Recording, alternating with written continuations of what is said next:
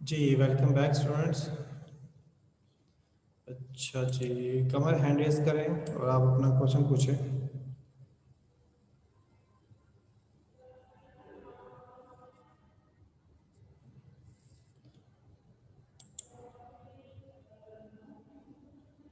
जी कमर, क्या बात?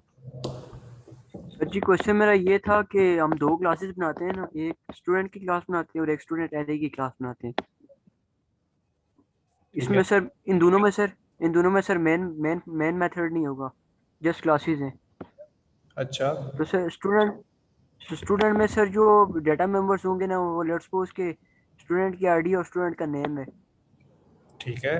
तो अब सर हम जब मैं स्टूडेंट एरे वाली क्लास में मैं स्टूडेंट का नेम और उसकी आईडी एक्सेस करूंगा ना, तो उसके लिए सर मुझे गटर और सेटर फंक्शन बनाने होंगे या वैसे एक्सेसिबल हो जाएगा, एक्सेसिबल होगा। अच्छा, पहले तो मुझे आप ये कंफर्म करें कि गेटर और सेटर होते क्या हैं।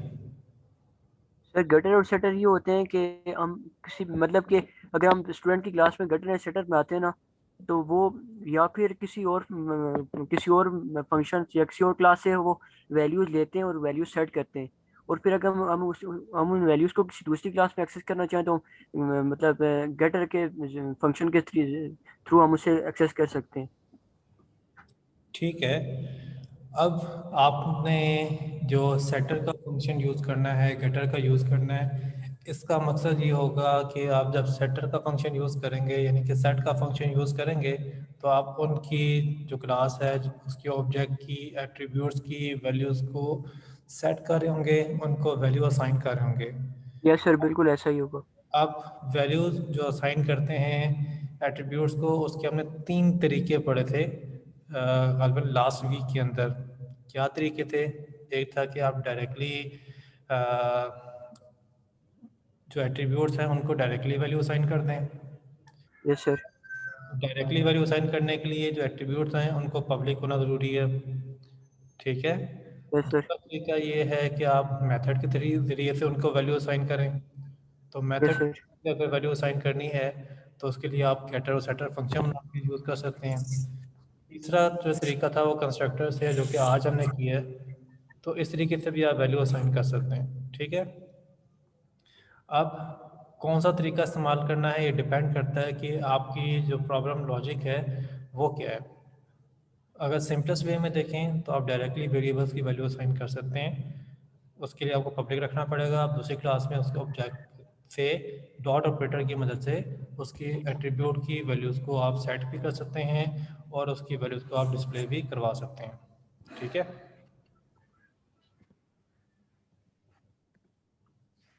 सर जी, मेरा क्वेश्चन मेरा क्वेश्चन ये है कि सर सेटर के अलावा सर हम कंस्ट्रक्टर बना के उसे कैसे एक्सेस कर सकते हैं?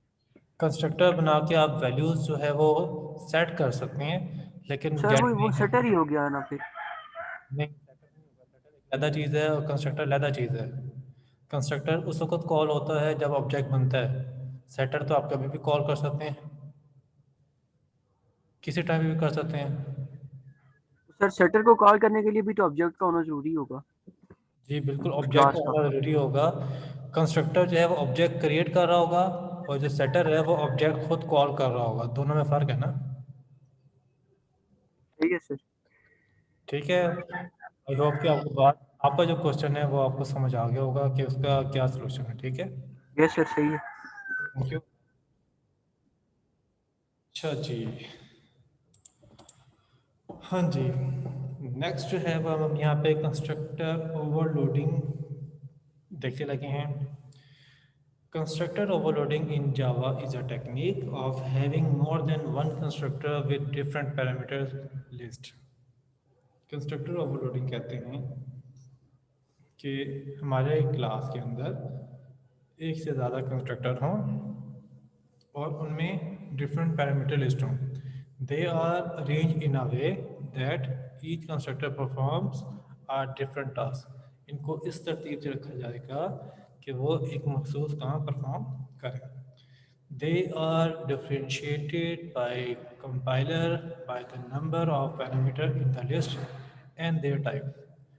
कंपाइलर इन कंस्ट्रक्टर को डिफ्रेंशिएट करेगा उनकी लिस्ट से कि जो उसको पैरामीटर पास किए गए हैं उसकी काउंट कितना है, और उनकी टाइप से कि वो टाइप जब पास करें वो किस तरतीब में है और उनमें क्या फ़र्क है।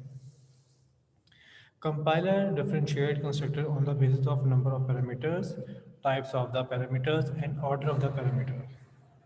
Compiler differentiate करता है कंस्ट्रक्टर को on the basis of number of parameters कि क्या उनके पैरामीटर की तादाद में डिफरेंस है, टाइप्स ऑफ द पैरामीटर जो पैरामीटर्स हैं उनमें क्या टाइप का डिफरेंस है, and order of the parameters उनके ऑर्डर तब्दील हो कि पहले के अंदर भी 3 हैं, दूसरे के अंदर भी अगर 3 पैरामीटर हैं तो पहले के अंदर स्ट्रिंग है, फिर इंट है, फिर डबल है, दूसरे के अंदर स्ट्रिंग इंट डबल होगा तो सेम हो जाएंगे, उसमें कोई फ़र्क आ जाए जैसे डबल है फिर इंट है फिर स्ट्रिंग है तो ये फिर इसमें एक्सेप्ट हो जाएगा। Example 1 constructor overloading. यहाँ पे हमारे पास क्लास है स्टूडेंट की। अब यहाँ पे हम देखने लगे हैं कंस्ट्रक्टर ओवरलोडिंग। जी यहाँ पे पहला कंस्ट्रक्टर ये है, दूसरा ये है और तीसरा ये है। पहला है जी पहला कंस्ट्रक्टर है, इसमें स्ट्रिंग टाइप का आर्गुमेंट पास किया जा रहा है और इसमें हम एक आउटपुट शो कर रहे हैं constructor with one argument string, और साथ में नेम जो है आउटपुट पे शो हो जाएगा जो कि नल आपके पास आउटपुट पे आएगा। फिर दूसरा कंस्ट्रक्टर है जिसमें 2 आर्गुमेंट हैं, एक इसमें नेम है दूसरा इसमें एज है।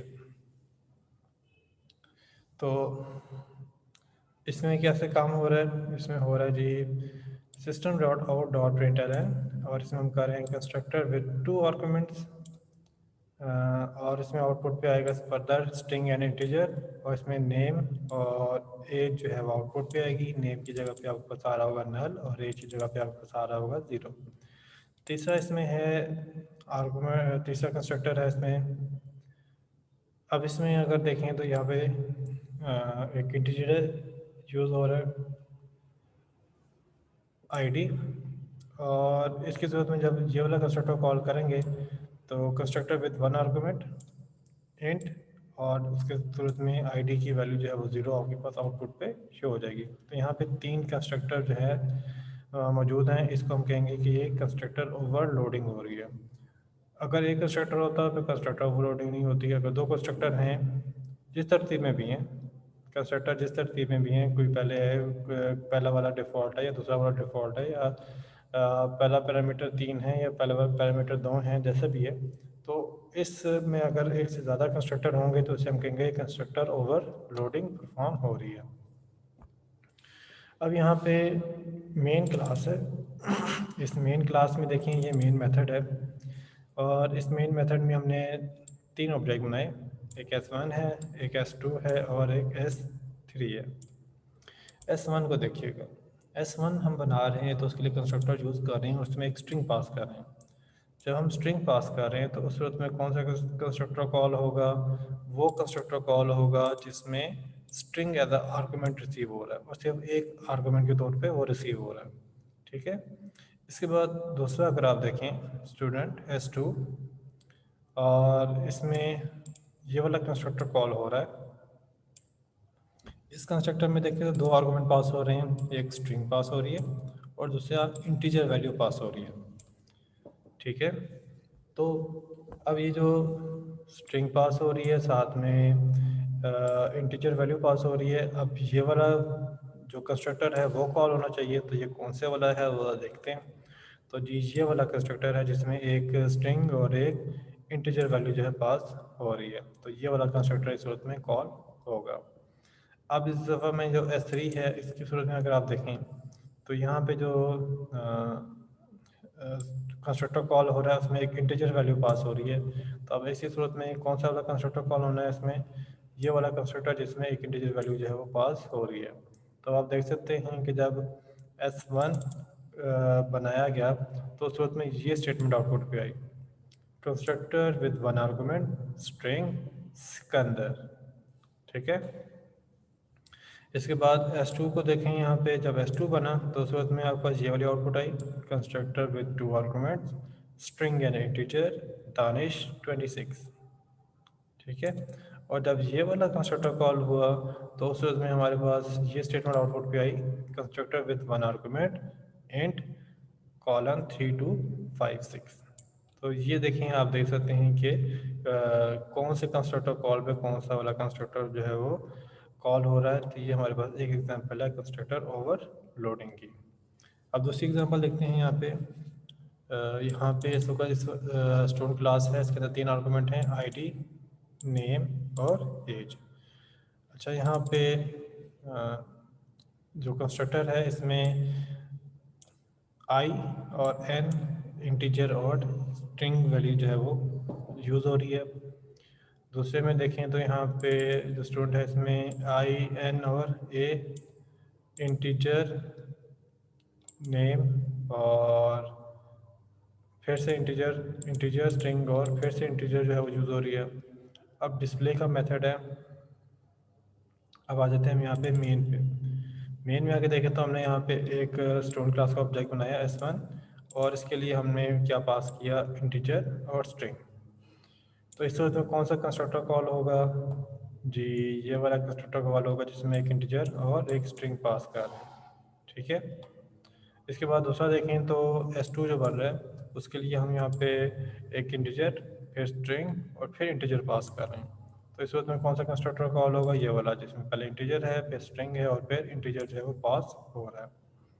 जब हमने डिस्प्ले किया तो डिस्प्ले की ज़रूरत में देखें तो उसके अंदर हम जो है आईडी और हमने नेम बताया था, हमने एज नहीं बताई, तो बाय डिफ़ॉल्ट एज की वैल्यू यहाँ पे 0 आ गई।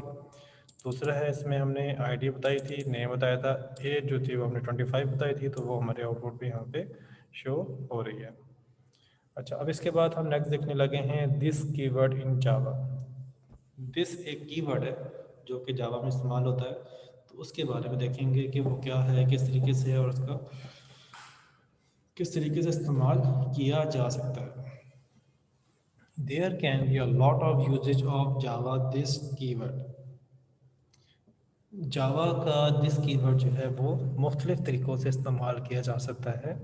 इन Java this is a reference variable that refer to the current object. Java में दिस जो है वो एक रेफरेंस वेरिएबल है जो कि करंट ऑब्जेक्ट को रेफ़र करता है। ठीक है। Here is given the 6 uses of Java this keyword. यहाँ पे 6 जावा के इस्तेमाल बताए गए हैं। This can be used to refer current class instance variable. This का कीवर्ड जो है वो क्लास के अंदर उसके करंट इंस्टांस के वेरिएबल को रेफ़र करने के लिए इस्तेमाल हो सकता है। This can be use to invoke current class method. This का जो कीवर्ड है वो करंट जो क्लास है उसके मेथड को इन्वोक करने के लिए यूज़ हो सकता है। This can be use to invoke current class constructor. This का जो कीवर्ड है वो करंट क्लास के कंस्ट्रक्टर को इन्वोक करने के लिए, कॉल करने के लिए यूज़ हो सकता है। This can be pass an argument in the method call. This को आर्गूमेंट में एज अ मेथड कॉल के तौर पे पास किया जा सकता है। This can be passed as argument in the constructor call. This को कंस्ट्रक्टर के कॉल में भी पास किया जा सकता है एज अ आर्गूमेंट। ठीक है। ऊपर जो है वो जस्ट मेथड कॉल है, यहाँ पे कंस्ट्रक्टर कॉल है, कंस्ट्रक्टर कॉल के अंदर भी आर्गूमेंट में पास किया जा सकता है। This can be use to return the current class instance from the method. और दिस का जो कीवर्ड है वो करंट जो क्लास है उसके इंस्टांस को मेथड से यूज़ करने के लिए भी इस्तेमाल हो सकता है। Suggestion, if you are beginner to Java look up only 3 usages of this keyword. तो अगर आप जावा हैं तो पहले के जो 3 हैं उन्हीं का इस्तेमाल जो है उसके ऊपर तवज्जो दें।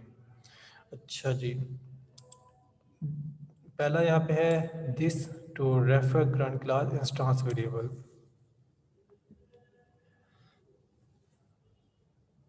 दिस का कीवर्ड जो है इंस्टांस के वेरिएबल को रेफर करने के लिए इस्तेमाल करना। This keyword can be used to refer current class instance variable if there is ambiguity between instance variable and parameter. This keyword resolve the problem of ambiguity.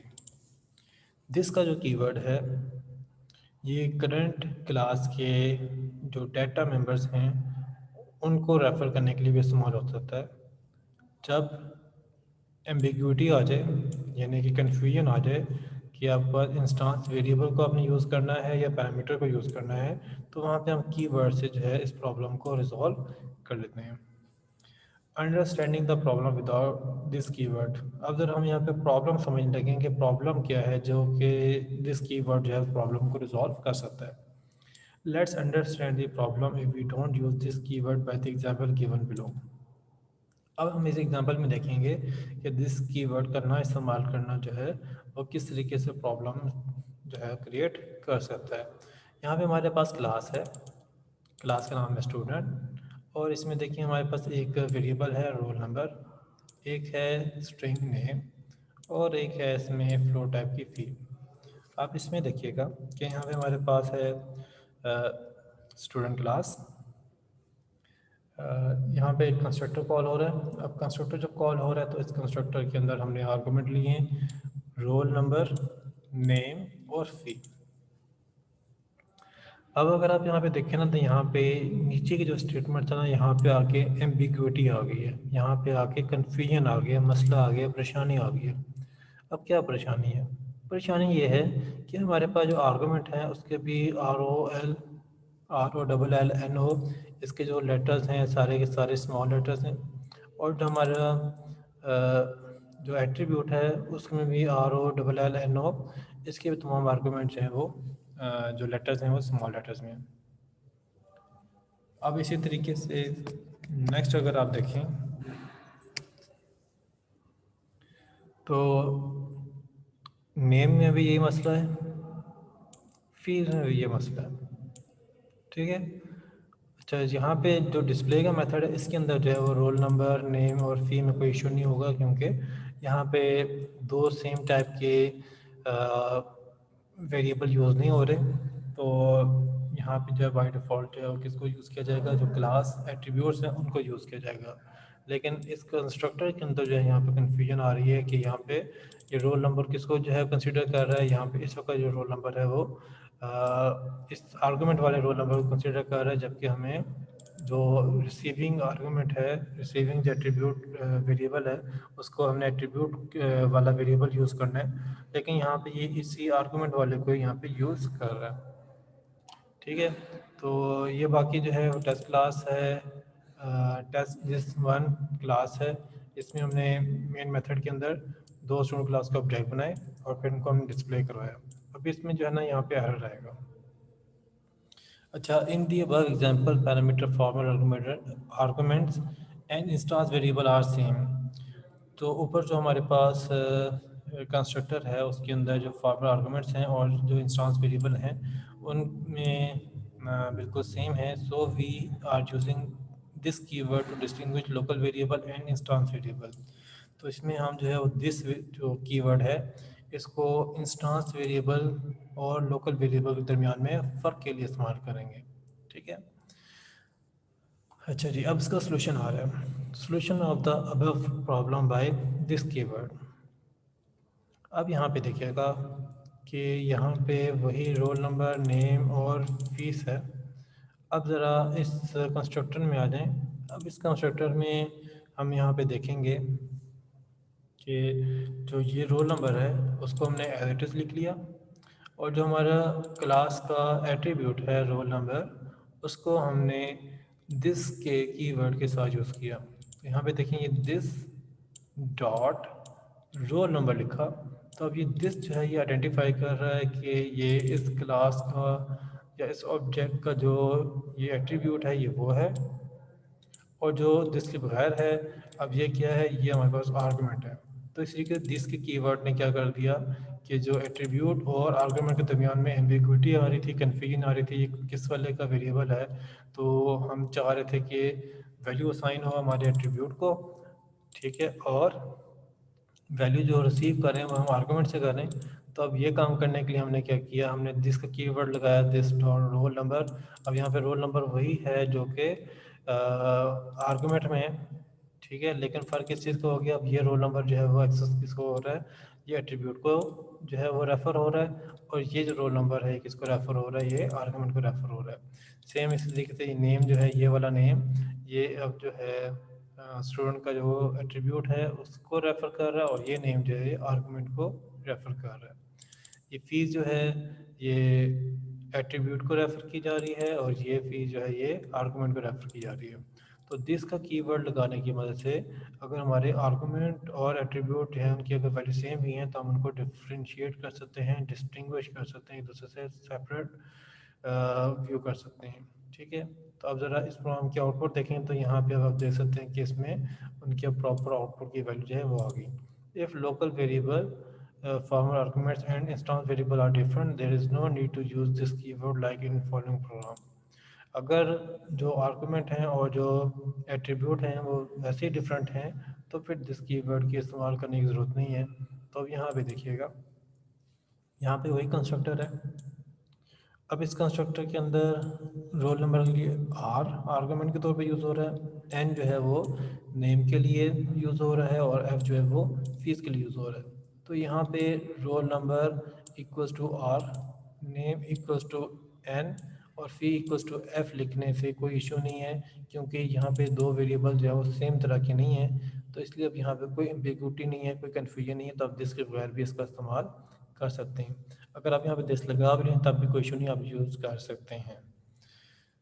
It is better approach to use meaningful name for variable, so we use same name for instance variable and parameter in real time and always use this keyword. ये बेहतर तरीका होता है कि हम जितने भी identifier बना रहे हैं, वेरिएबल बना रहे हैं, उनकी जो नेमिंग कन्वेंशन है वो इस तरीके की हो जो कि रियल अंडरस्टैंडिंग प्रोवाइड करती हो। तो उस वक्त में हमारे जो एट्रीब्यूट के नेम होते हैं और जो आर्गूमेंट के नेम होते हैं वो सेम होते हैं, और इनको लैदा करने के लिए दिस का कीवर्ड इस्तेमाल किया जा रहा होता है। This to invoke current class method.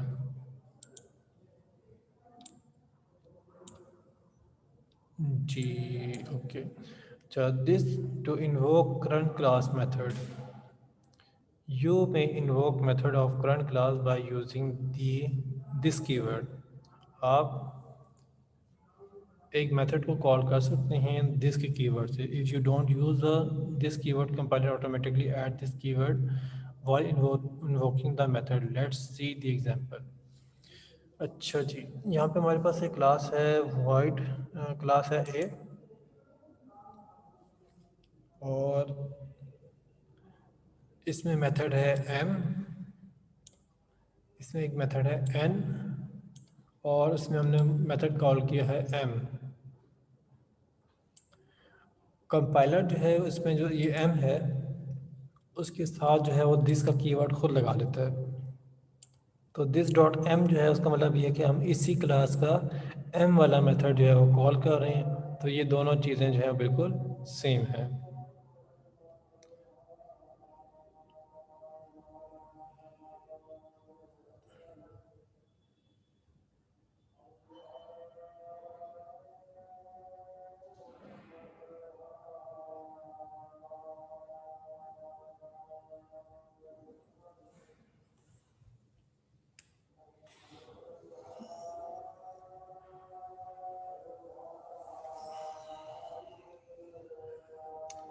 Okay student, आप लोग अपनी अटेंडेंस मार्क कर लें, अपना नाम और रजिस्टर नंबर लिख के चैट में सेंड कर दें।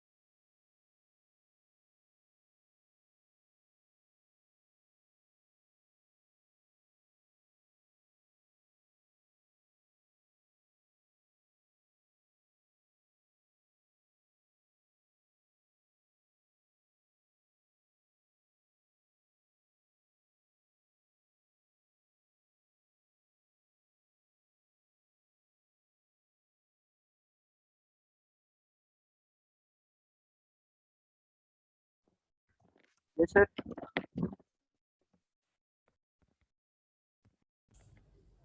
जी कमर बताएं।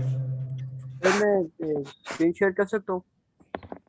नहीं, आप अभी स्क्रीन शेयर नहीं कर सकते। आपने अगर कोई अपनी स्क्रीन से रिलेटेड चीज़ें डिस्कस करनी है तो वो के ग्रुप में डिस्कस करें। सही है सर, ठीक है। Thank you. अच्छा जी। जी हमजा सही है। सर एक छोटी सी अनाउंसमेंट करनी थी। जी करें।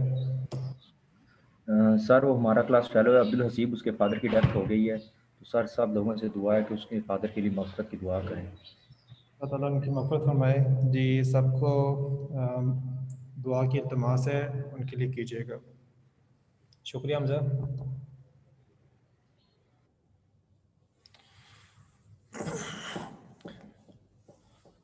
हाँ जी। अब यहाँ पे दिस का कीवर्ड यूज़ करने लगे हैं कंस्ट्रक्टर को इन्वोक करने के लिए। This constructor call can be used to invoke the current class constructor. It is used to reuse the constructor. In other words, it is used for constructor chaining. Constructor का जो this का keyword है उसके साथ अगर आप argument लगा लें, आर्गूमेंट की ब्रैकेट लगा लें, तो उसको कंस्ट्रक्टर इन्वोक करने के लिए भी इस्तेमाल किया जा सकता है। लेकिन ये ख्याल रखिएगा कि जो कंस्ट्रक्टर है वो दूसरे कंस्ट्रक्टर के अंदर इन्वोक होगा, किसी आम मेथड के अंदर इन्वोक नहीं होगा। ठीक है। कंस्ट्रक्टर दिस का जो कीवर्ड से आप कंस्ट्रक्टर इन्वोक करेंगे, वो दिस का कीवर्ड जो है वो दूसरे कंस्ट्रक्टर के अंदर जो है वो इन्वोक होगा, कंस्ट्रक्टर इन्वोक होगा। इसमें किसी दूसरे मेथड के अंदर दिस का कीवर्ड जो है वो यूज़ कंस्ट्रक्टर को इन्वोक करने के लिए इस्तेमाल नहीं होगा। और एक कंस्ट्रक्टर को दूसरे कंस्ट्रक्टर में इन्वोक करने को कहते हैं कंस्ट्रक्टर चेनिंग। एक कंस्ट्रक्टर को दूसरे कंस्ट्रक्टर में कॉल करने को कहते हैं कंस्ट्रक्टर चेनिंग। जैसे एक फंक्शन को दूसरे फंक्शन में हम कॉल कर सकते हैं, इसी तरीके से अगर एक कंस्ट्रक्टर को दूसरे कंस्ट्रक्टर में इन्वोक कर दिया जाए तो इसको हम कहते हैं कंस्ट्रक्टर चेनिंग। इसका जो आपके सामने एग्जांपल है, इसमें आप देख सकते हैं हमारे पास दो कंस्ट्रक्टर हैं।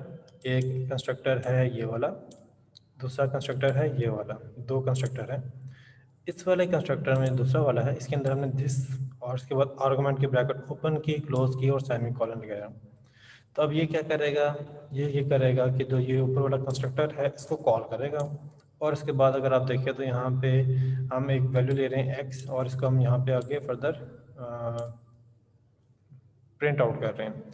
और ऊपर वाले कंस्ट्रक्टर में हम ये कर रहे हैं कि हम एक मैसेज हेलो ए जो है वो प्रिंट आउट कर रहे हैं। ठीक है। अब आप आ जाए यहाँ पे क्लास टेस्ट दिस 5, और इसमें अगर मेन के फंक्शन में आके हमने ए क्लास का ऑब्जेक्ट बनाया ए, और इसको कंस्ट्रक्टर हमने कॉल किया या कंस्ट्रक्टर हमने यूज़ किया इसमें न्यू ए, और ए को हम वैल्यू दे रहे हैं 10। तो इस 10 से क्या होगा, इस 10 से ये होगा कि कंस्ट्रक्टर कॉल होगा ये वाला। जब ये वाला कंस्ट्रक्टर कॉल हुआ तो इस वाले की पहली स्टेटमेंट एग्जीक्यूट होगी ये वाली, दिस वाली, और दिस के बाद ये ब्रैकेट लगे, इसका मतलब ये अपना दूसरा डिफॉल्ट कंस्ट्रक्टर उसको कॉल करेगा, और जब डिफॉल्ट कंस्ट्रक्टर कॉल होगा तो ये स्टेटमेंट एग्जीक्यूट होगी। और फिर आउटपुट में देखें तो सबसे पहले आपको लिखा हुआ रहा है हेलो ए। ठीक है। अब ये स्टेटमेंट एग्जीक्यूट होगी है, इसके बाद अब ये स्टेटमेंट एग्जीक्यूट होगी। अब इसमें यहाँ पे एक्स की वैल्यू आउटपुट पे आएगी। एक्स की वैल्यू आप देख सकते हैं कि हमने यहाँ पे पास की थी 10, तो नेक्स्ट स्टेटमेंट में आपके पास आ रहा है 10। तो इससे हम कहते हैं this to invoke current class constructor. Okay, next जो है हम देखते हैं आगे,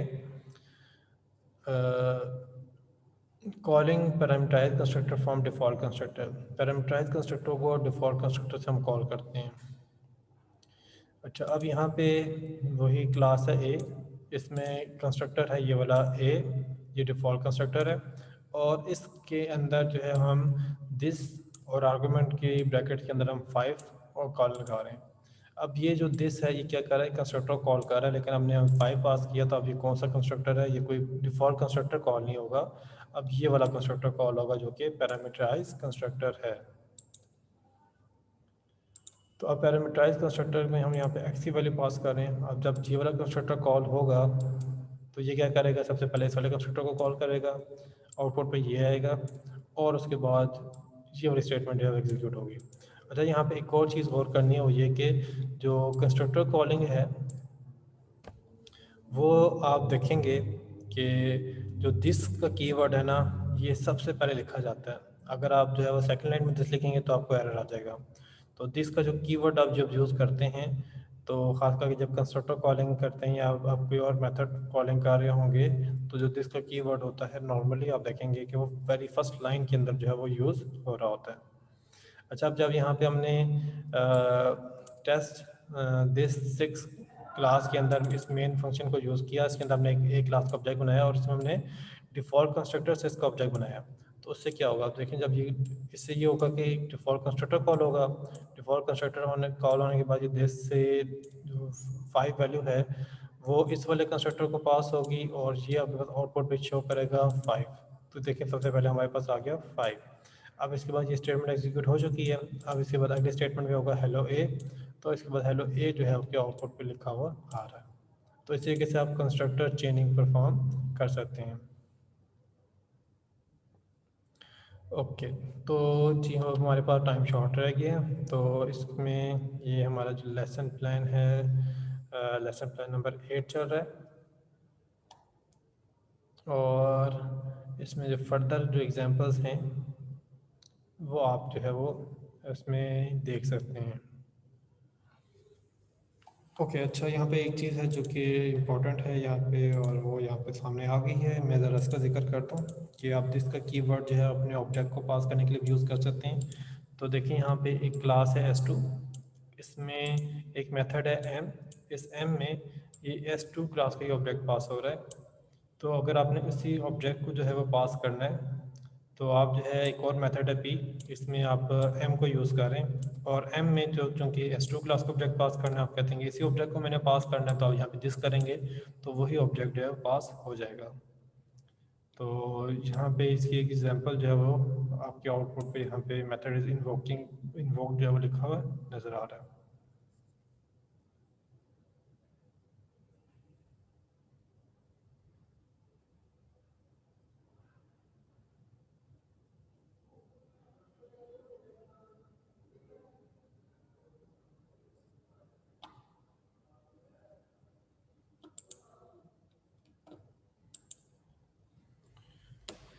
जी सर ये जो दिस वाला कीवर्ड है जी सर, ये तो एक रेफरेंस मतलब कीवर्ड, मतलब कि ये रेफर करता है ना किसी स्पेसिफिक मेमोरी लोकेशन को। ये ऑब्जेक्ट को रेफर करता है, जो ऑब्जेक्ट बन रहा सर होता ये है उसको रेफर करता ऑब्जेक्ट को रेफर करता है, मतलब कि सर ये समझ नहीं आई इसकी सर, ये अब हम दिस को एज ए आर्गुमेंट कैसे पास कर सकते हैं? है। जिसको एज अ आर्गूमेंट कैसे पास कर सकते हैं, अच्छा, इसकी मैं कोशिश करूँगा नेक्स्ट वीक में हम ना कोई एक एग्जांपल में से इसको कर लें, ताकि जो जिसको ऑब्जेक्ट के तौर पे पास करना है वो आपको अंडरस्टैंड हो जाए। तो मुझे जो है ना अपने ग्रुप में रिमाइंड कर देना है कि हमने इस वाले एग्जांपल को करना है, ठीक है? ये सर। ओके ओके स्टूडेंट, फिर हम यहाँ पे सेशन क्लोज करते हैं। ये लेसन आपने जो है वो कंप्लीट करना है। अच्छा जी, यहाँ पे एक स्टूडेंट और थे जिन्होंने हैंड रेज किया था जी। सर ये वीक कौन सा है सर? ये हमारा वीक चल रहा है, वीक 4 चल रहा है।